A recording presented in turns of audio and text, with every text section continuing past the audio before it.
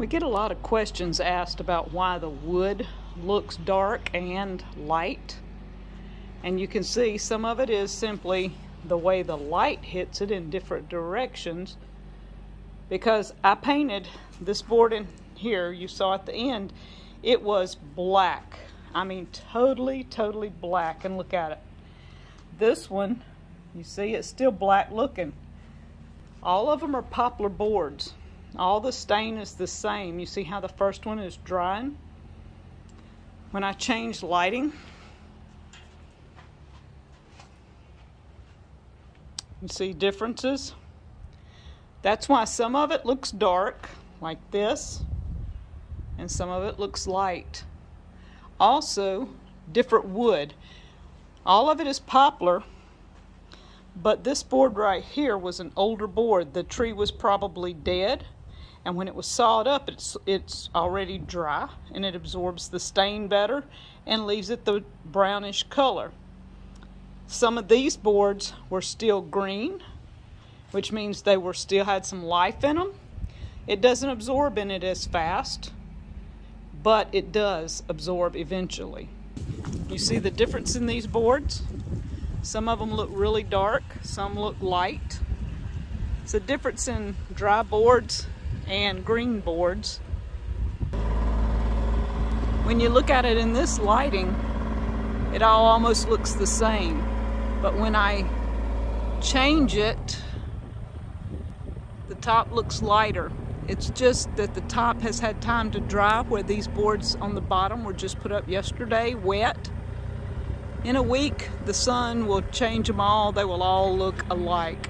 Last week, these boards looked black. This week, they look brown.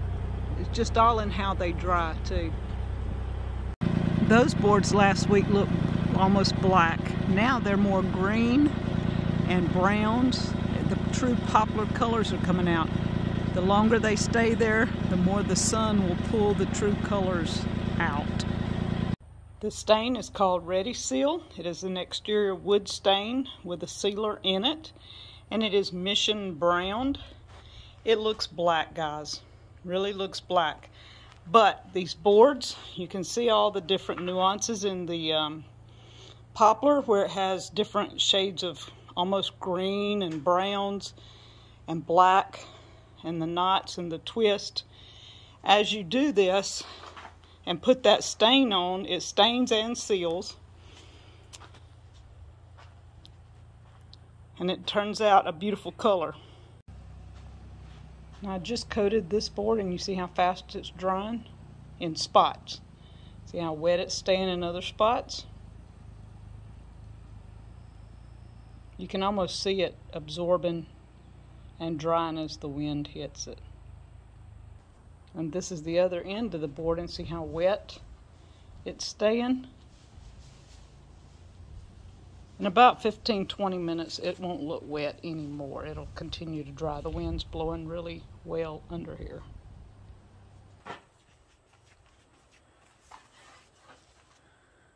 Well, I'll tell you what, that stuff goes on really dark. It does. But it absorbs and looks magnificent. And a lot of y'all gonna say something because Miss Wanda's using a little bitty brush. We're not in no hurry. We're not trying to run a marathon here. We just... It makes it easier to get the sides to have a smaller brush. Yeah, because we're doing the ends, like down here. We're doing the ends, the sides, and everything.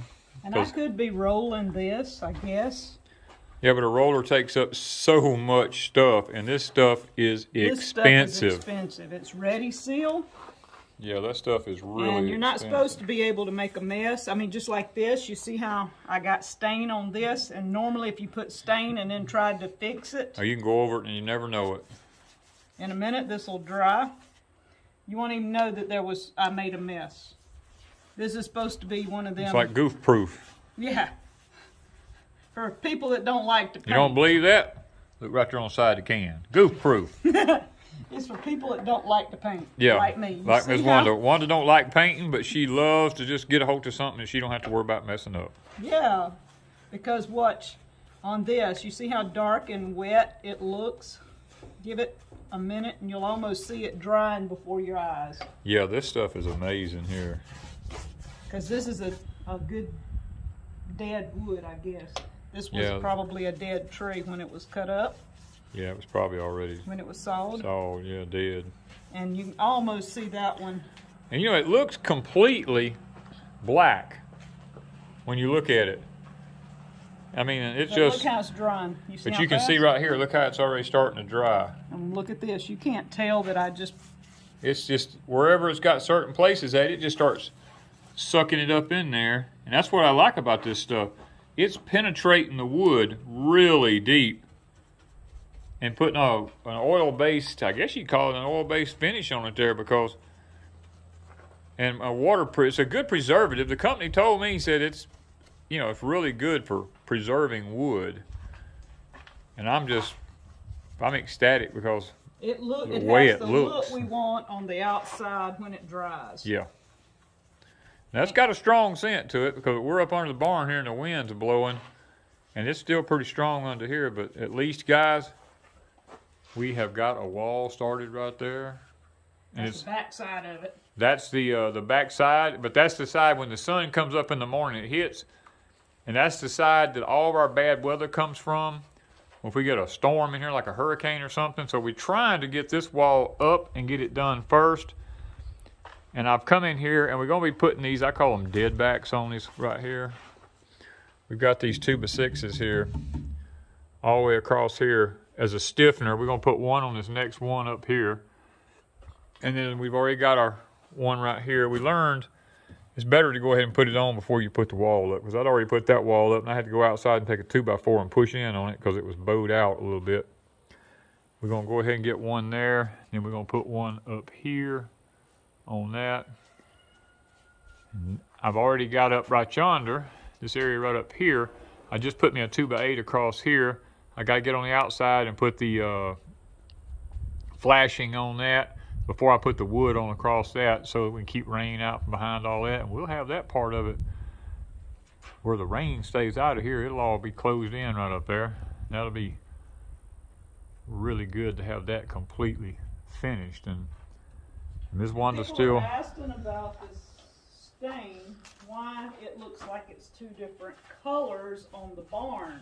Oh, yeah. Explain that one. Yeah, we've had several people say, why aren't you putting two different color stains on the barn? Well, we're not, technically. It's all Mission Brown. It is. It's all the Mission Brown right here. Ready Seal, Mission Brown. But it looks like this right here. So, guys, when the sun starts bleaching it on the outside, and I can kind of give you an idea. When the sun comes up in the morning, yeah, you see where I've been pushing here.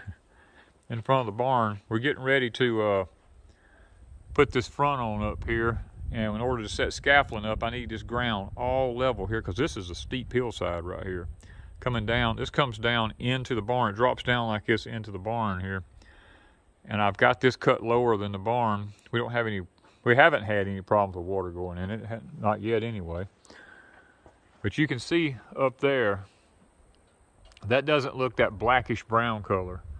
The sun's been hitting it in the mornings, and this here has only been up one day right here, and it's already starting to do the same thing after the first day. See how it's starting to look? That was the look we was after. We are trying our best to get this look on the barn. Now, we have made some decisions here about the calf pen here. You know, this is where they come in and eat at. We are thinking seriously about cutting this right in here and putting a 4x4 on the inside all the way up to the roof, and then come over 20 inches and put another one up to the roof, and cut this section out right in here and at the bottom down here, and just putting some panels on the outside of the barn here. And when we get ready to load the calves up to haul them off, we have a chute system that's over there with our pigs. I can bring that chute system and set it right here against the end of the barn, and it has a ramp in it that goes up into my trailer, And we can just pull the trailer, we can back the trailer across the pond dam right up here, and we can load our calves up right here without having to put them in a stressed out environment or anything like that. They're in a place here that they're comfortable being in. They're used to being in. And the calves are curious anyway. They'll probably just walk right in the trailer most likely. But that is our other plan that we come up with. We are going to, like I said, whack this right here and build a loading chute for calves right out of the barn. Now we'll close off this section right here once we get them in here. I'll fix a thing to close that with. That way, once we get them in here, they won't get out. We'll have them hemmed up and we'll be able to load them. And plus, we're going to try to get these boards on here as soon as Mr. Mickey brings us our next boards. And so we can keep the weather from, you know, from getting over in this trough right here. The rain and stuff and blowing in here. Of course, this is all heart poplar, and we've got some sap poplar in it, but there's a lot of heart in it. For those who've been wondering about the material that it's made out of, nothing toxic, anything like that. We did drop the feed trough down. We figured out that we had it about 6 inches too high on the wall here, so we dropped it down about 6 inches, and the calves are able to eat out of it a lot better. And you can see we got one down yonder. Let's see if I can bring her up where you can get a good look at her. She's the protein tub down there. The big cows have basically left that one alone. I've got them another new one right here. But the calves now have learned that protein tub, and they're the ones who can get the feed out of the bottom of it. The cows has got horns on their head, and they can't quite get down in that bucket with them. And I've got it kind of figured that way on purpose. That way the little calves can get their protein out of there. And as y'all can see, the grass is coming on back, you know, pretty green down in the bottom, down in there. And that is a plus. Of course, we're still giving them hay. Get it back out where we can see there. Yeah. But guys, it's all coming together here at Deep South. This is what Miss Wanda doing. We put this stuff on the edges too. See how she goes down here? That's what that brush is really nice for. She can put it on there. We don't waste none of it. And these sawhorses come in really handy because they have these. They got these grooves in them here that makes it where you can flip that board up and do the edges and then lay it back down.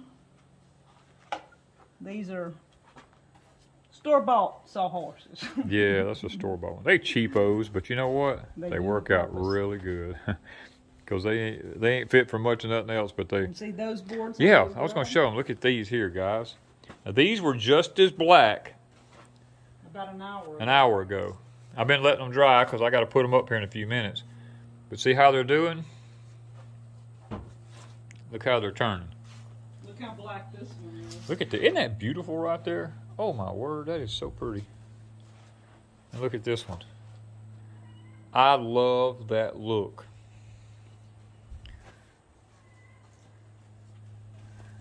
And this one here. It's got a lot of the, we're not taking this off. No, we're not taking none of the rough off. That's the whole idea of it. I wanted a rough cut, antique looking barn all out of wood. Staining, it just stains into it. Yep. All that hairy stuff, I don't know what you call it. That's just where the bandsaw cut it and it's pulled on the wood, the blade. It gives it that look. Yeah, and see, she's getting it up here kind of. Our barn is being used for all kind of things here. Here's another one right over here. And she's got all of these. And you can see these, we got them up here where the air dries them really well over the cattle troughs. Look at how some of them are drying. They are drying so pretty. Hoping to have this where tomorrow I can start putting some of this on the front.